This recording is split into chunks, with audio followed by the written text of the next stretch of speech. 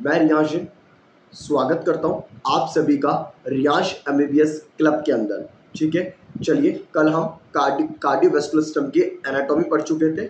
आज बच्चों हम कनेक्टेड रे के फिजियोलॉजी डिस्कस करने जा रहे हैं। ठीक है, चलिए साहब, तो देखिए आए पहले हम फर्स्ट एड से डिस्कस करेंगे। कुछ लोगों का मेरे पास मैसेज आया था फर्स्ट एड क्यों, मेरे लिए सबसे हाई यील्ड और सबसे कंसाइज बुक है, तो मैं इसे पढ़ाना ज़्यादा प्रेफर करता हूँ।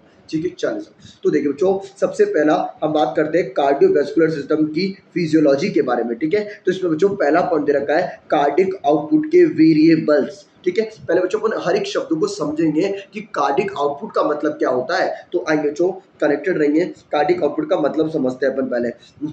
एक मिनट देखेंगे मेरे साथ, मैं आपको एक बात समझाता हूँ आराम से। ठीक है, एक सेकंड, ये लीजिए, देखिए आपके स्क्रीन पर एक पिक्चर आई होगी। ठीक है सर, बच्चों आप गौर से देखेंगे, क्या सर ये हमारा लेफ्ट वेंट्रिकल है? जी हाँ बच्चों, ये बच्चों हमारी एओर्टा है। जी हाँ बच्चों, ये हमारी एओर्टा है और हमारा लेफ्ट वेंट्रिकल एक मिनट में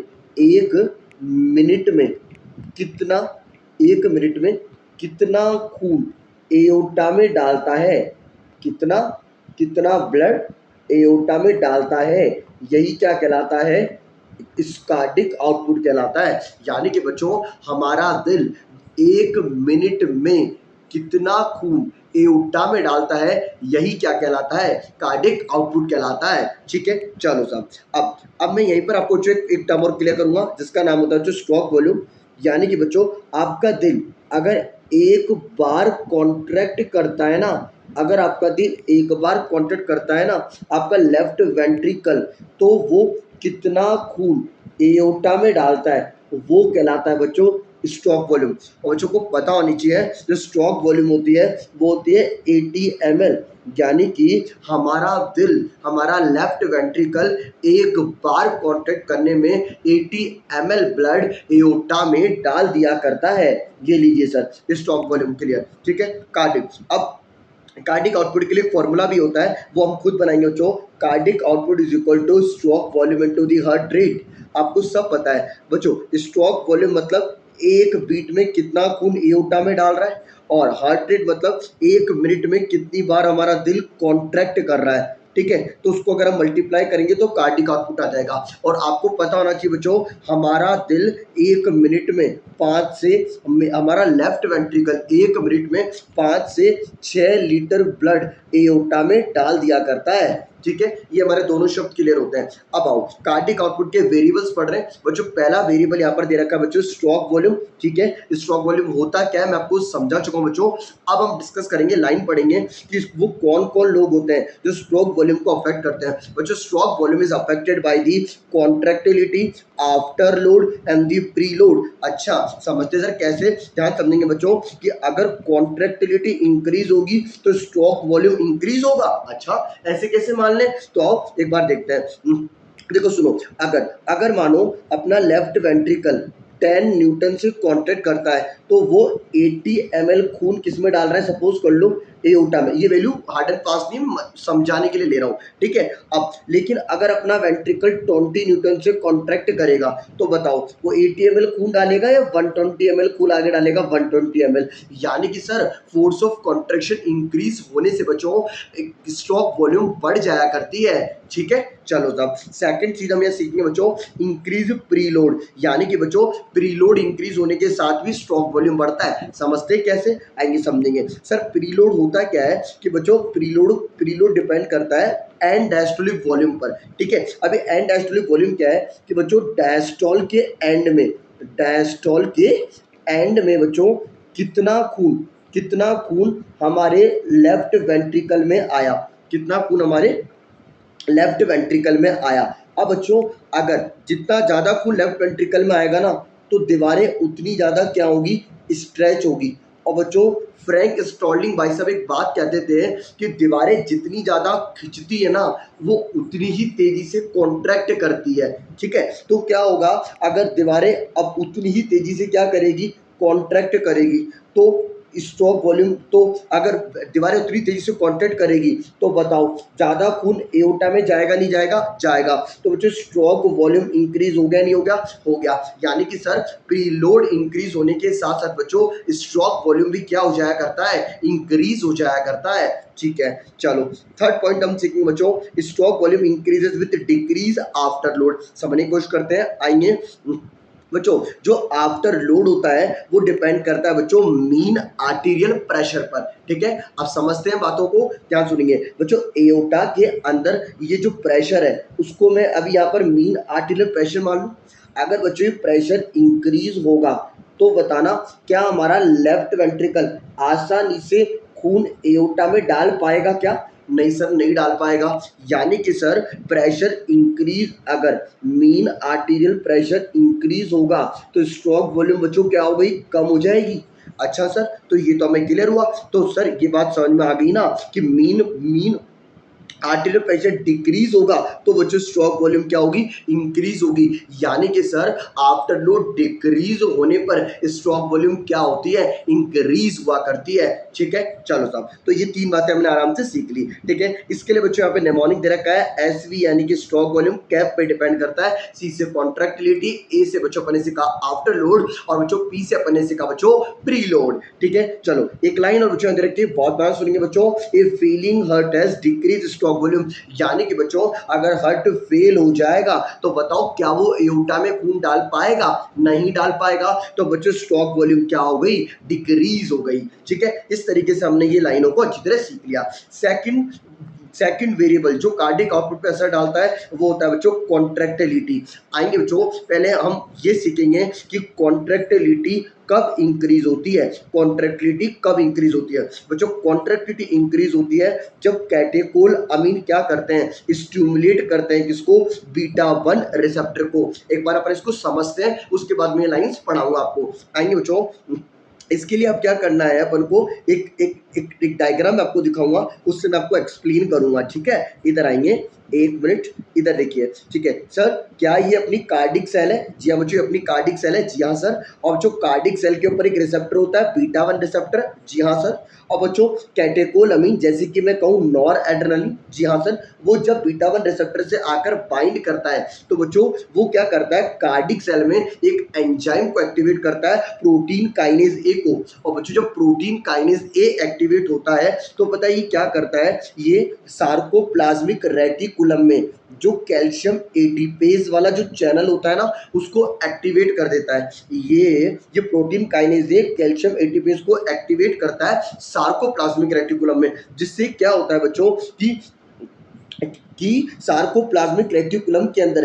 कैल्शियम का स्टोरेज इंक्रीज होएगा, क्योंकि इस चैनल से कैल्शियम सार्कोप्लाज्मिक रेटिकुलम के अंदर चला जाएगा और कैल्शियम तो सार्कोप्लाज्मिक रेटिकुलम के अंदर कैल्शियम का स्टोरेज इंक्रीज हो गया। इतना बस आपको याद रखना है। ठीक है, सेकंड बात मैं आपको समझाने की कोशिश करूंगा कि ये जो प्रोटीन काइनेज ए होता है ना, ये क्या करता है बच्चों? एक प्रोटीन होता है फोस्फोलैमन, उसका फोस्फोराइलेशन कराता है। यानी कि बच्चों ये प्रोटीन काइनेज ए फोस्फोलैमन प्रोटीन पर फोस्फेट ग्रुप जोड़ने का काम किया करता है, और जब इसमें फोस्फेट ग्रुप जुड़ता है तो हमारे हार्ट का रिलैक्सेशन फास्ट हो जाता है। यानी कि बच्चों हमारा दिल जल्दी जल्दी रिलैक्स हुआ करता है। इतनी सी बात आपको इसमें याद रखनी है बच्चों। एक बात को और कनेक्टेड तरीके से सुनेंगे, अगर प्रोटीन काइनेज ए एक्टिवेट होता है ना बच्चों, तो ये क्या करता है? ये कैल्शियम चैनल को एक्टिवेट कर देता है जो कि कार्डिक सेल पर होते हैं। इसकी वजह से बच्चों कैल्शियम सेल के अंदर आ जाता है। जी हाँ सर। और अगर कैल्शियम सेल के अंदर आता है, यही कैल्शियम बच्चों सार्कोप्लाज्मिक रेटिकुलम के पास जाता है और वहां से कैल्शियम को रिलीज करवाता है। यानी कि बच्चों जो कैल्शियम सेल के अंदर आया वो सार्कोप्लाज्मिक रेटिकुलम के पास आता है और वहां से जाकर कैल्शियम को बाहर निकलवाया करता है। ठीक है सर, इतना क्लियर हुआ। अब सर कैल्शियम करता क्या है? ये कैल्शियम बच्चों ट्रोपोनिन को एक्टिवेट करेगा, और ट्रोपोनिन अगर बच्चों एक्टिवेट होता है तो एक्टिन मायोसिन का कॉन्ट्रैक्शन होगा और कार्डिक मसल सेल के अंदर बच्चों कॉन्ट्रैक्शन डेवलप हो जाएगा। ये लीजिए हमारा शानदार तैयार। ठीक है, इस तरीके से हमें इस बात को याद रखना है। ठीक है। अब मैं यहाँ पर आपको एक बात और समझाने की कोशिश करूंगा ताकि आपके लिए सब कुछ आसान हो जाए। देखिए साहब, जो अपना जो कार्डिक सेल होती है ना, जी हाँ सर, उसके पास एक एक्सचेंजर पाया जाता है जिसको अपन कहते हैं बच्चों सोडियम कैल्शियम एक्सचेंजर। ठीक है, अभी सोडियम कैल्शियम एक्सचेंजर क्या करता है बच्चों, ये सोडियम तो अंदर लेता है और ये कैल्शियम को बाहर फेंकता है। ठीक है सर। अच्छा बच्चों, अगर मानो कभी बाहर सोडियम की कमी होगी तो क्या ये चैनल काम कर पाएगा? नहीं कर पाएगा। तो बच्चों चैनल की एक्टिविटी डिक्रीज हो जाती है और यही कारण है, अगर इसकी एक्टिविटी डिक्रीज होगी तो क्या कैल्शियम बाहर जा पाएगा? नहीं जा पाएगा। तो सेल में कैल्शियम का लेवल क्या हो गया? इंक्रीज हो गया। और मैंने भी आपको सिखाया, अगर सेल में कैल्शियम का लेवल बढ़ेगा तो कार्डियक मसल सेल का कॉन्ट्रैक्शन होता है बच्चों। ठीक है, इतनी बातें हमने क्लियर करी है। नेक्स्ट बात को समझेंगे। देखिए अब जो यहाँ पर एक चैनल और होता है सोडियम पोटेशियम एटीपेज पंप। इसका काम होता है 3 सोडियम को बाहर फेंकना और 2 पोटेशियम को अंदर लेकर आना। बच्चों एक दवा हुआ करती है जिसका नाम होता है बच्चों डिजॉक्सिन। वो क्या करती है, इस चैनल को इनहिबिट कर देती है। इस चैनल को क्या कर देती है बच्चों? इनहिबिट। अगर इसको इनहिबिट कर दिया तो बच्चों क्या सोडियम बाहर जा पाएगा क्या? नहीं सर, नहीं जा पाएगा। और बच्चों अगर सोडियम बाहर नहीं जा पाएगा तो बाहर सोडियम की क्या हो गई? कमी हो गई। ठीक है, और बच्चों अगर बाहर सोडियम की कमी हो जाएगी तो क्या ये सोडियम कैल्शियम एक्सचेंजर काम करेगा क्या?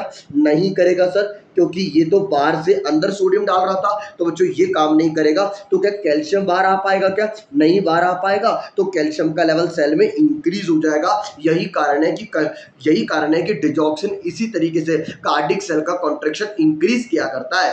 ठीक है, चलो साहब उसके बाद हम बात करेंगे बच्चों, यहीं पर ही मैं आपको थोड़ा एक्सप्लेन, पहले मैं आपको ये लाइनें पढ़ाता हूँ फिर मैं आपको आगे सिखाऊंगा। आइए बच्चों, अब हम लाइनें पढ़ने की कोशिश करेंगे, एक एक शब्द को बहुत बार सुनेंगे कि बच्चों जो कॉन्ट्रैक्टिलिटी होती है वो इंक्रीज होती है कैटेकोल अमीन की वजह से। क्योंकि बच्चों कैटेकोल अमीन हमारे दिल के कौन से रिसेप्टर को स्टिमुलेट करते हैं? बीटा 1 रिसेप्टर को। और जब बीटा 1 रिसेप्टर स्टिमुलेट होते हैं तो बच्चों से प्रोटीन काइनेज ए एक्टिवेट हो जाया करता है। और ये प्रोटीन काइनेज ए क्या करता है, ये एक तो कैल्शियम एटीपेज चैनल को एक्टिवेट करता है जिसकी वजह से सार्कोप्लाज्मिक रेटिकुलम के अंदर कैल्शियम का स्टोरेज बच्चों इंक्रीज हो जाया करता है। और जो आपको एक बात और बताऊंगा कि यही प्रोटीन काइनेज फोस्फोलैमन प्रोटीन का फोस्फोराइलेशन भी कराता है जिसकी वजह से हार्ट का रिलैक्सेशन इंक्रीज हो जाता है। ठीक है, चले दूसरी बात बच्चों कि यही ध्यान सुनिए बच्चों मेरी बातों को, कि ये जो प्रोटीन काइनेज ए जो एक्टिवेट होता है ना बच्चों, ये क्या करता है,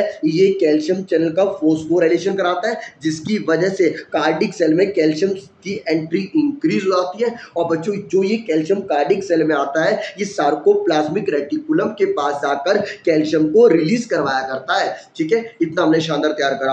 अब तीसरी सेकंड चीज जो कॉन्ट्रैक्टिलिटी को इंक्रीज करती है वो होती है इंक्रीज इंट्रासेलुलर कैल्शियम। मैं आपको समझाया था बच्चों, कैल्शियम का काम होता है दिल को भावुक करना।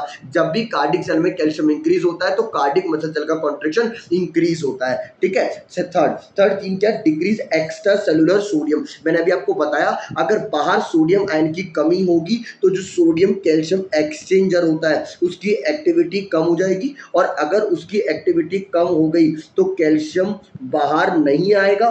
कैल्शियम बाहर नहीं आएगा तो सेल में कैल्शियम का लेवल क्या हो गया? इंक्रीज हो गया। ठीक है, फोर्थ कंडीशन बच्चों एक ड्रग होती है डिजॉक्सिन, आपको ऑलरेडी बता चुका हूं, जो कि किसको ब्लॉक करती है? सोडियम पोटेशियम एटीपेज पंप को। और क्योंकि सोडियम पोटेशियम एटीपेज पंप को ब्लॉक करती है बच्चों तो ये सेल के अंदर सोडियम का लेवल क्या हो जाएगा? बढ़ जाएगा। तो सोडियम कैल्शियम एक्सचेंजर की एक्टिविटी क्या हो गई बच्चों? कम हो गई, जिसकी वजह से सेल के अंदर कैल्शियम का लेवल क्या हो जाया करता है? बढ़ जाया करता है। ठीक है, इस तरीके से हमने ये सीखा कि वो 4 कारण जो कॉन्ट्रैक्टिलिटी को इंक्रीज करते हैं। अब बच्चों अपन पढ़ने जा रहे हैं वो कौन सी चीज होती है जो कॉन्ट्रैक्टिलिटी को डिक्रीज क्या करती है। आ जाए तो देखिए कॉन्ट्रैक्टिलिटी कब डिक्रीज होगी? जब हमने बीटा रिसेप्टर को ब्लॉक कर दिया, बीटा ब्लॉकर देकर, या फिर बच्चों आपने कैल्शियम चैनल ब्लॉक कर दिए, जैसे कि बच्चों वेरापामिन और डिल्टियाजाम।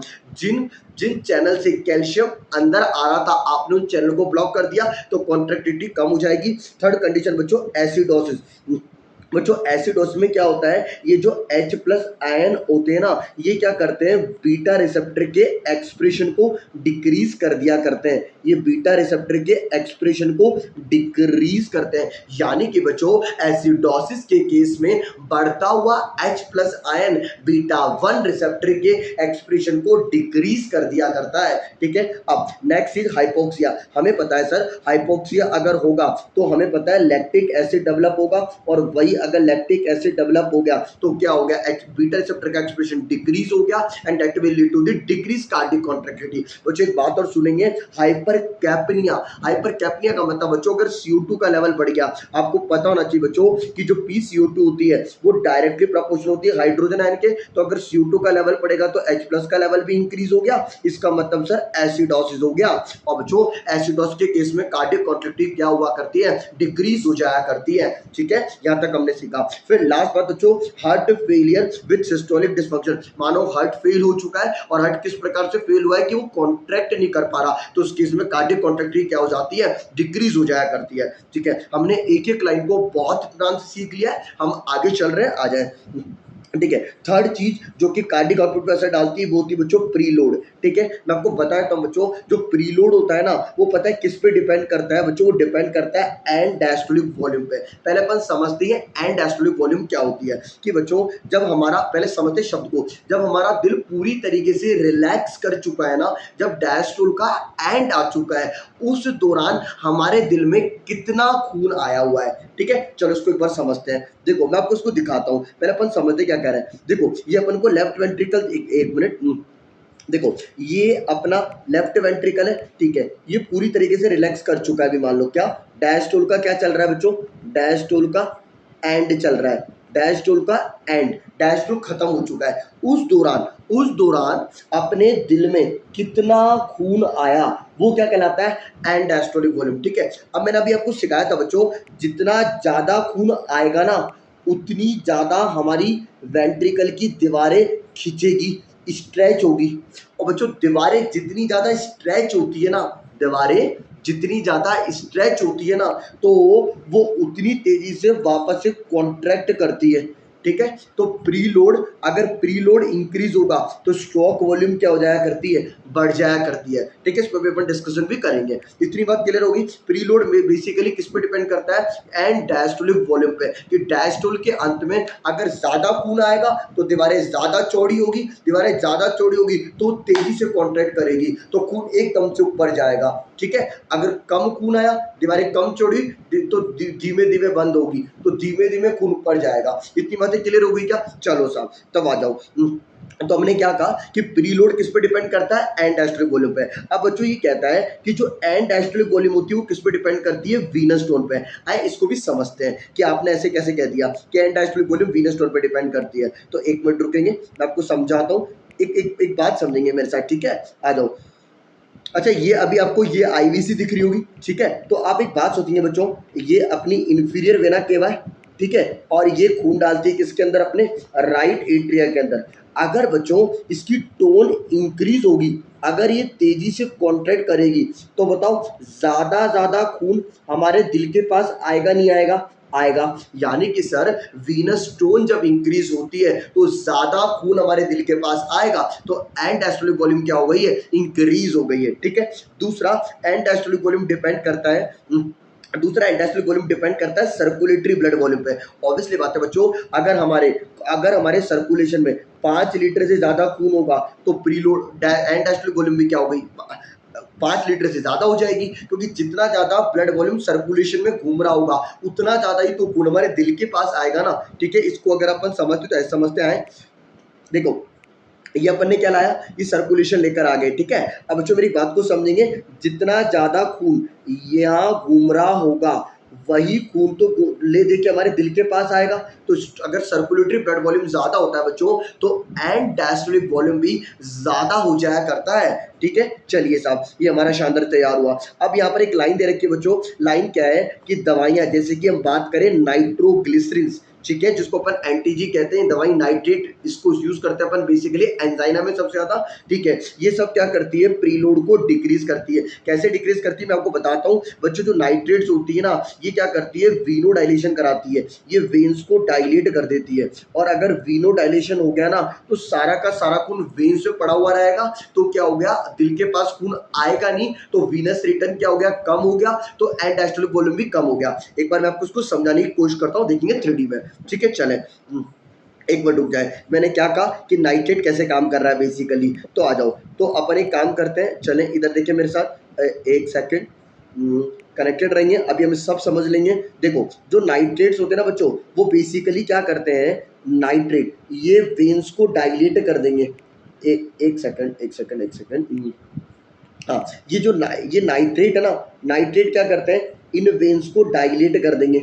अगर ये वेन्स डायलेट हो गई तो बच्चों जो सारा खून होगा ना, वो ऐसे यहीं पड़ा रहेगा। तो क्या वो हमारे दिल तक पहुंच पाया, क्या नहीं पहुंच पाया। ठीक है, इतनी बात क्लियर हो गई। अगर मैं इसको और समझाऊं तो आप ऐसे समझेंगे कि जो नाइट्रेट होता है ना, बेसिकली ये क्या करेगा, हमारी हाथ पैरों की ब्लड वेसल को, वेन्स को डायलेट करेगा, वेन्स को। तो खून सारा हाथ पैरों की वेन्स में ही पड़ा रहेगा।